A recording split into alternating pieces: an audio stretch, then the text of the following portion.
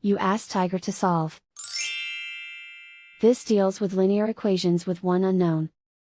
The final result is a equals 4.8. Let's solve it step by step. Group all a terms on the left side of the equation. Subtract 5a from both sides. Group like terms. Simplify the arithmetic.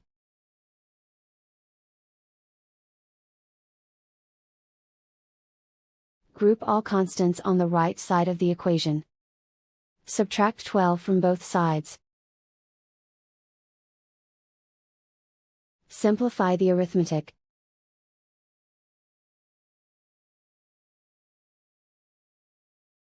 Isolate the a. Divide both sides by negative 2.5. Cancel out the negatives. Simplify the arithmetic.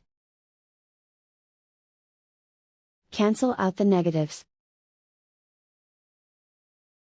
Simplify the arithmetic. And so the final result is a equals 4.8.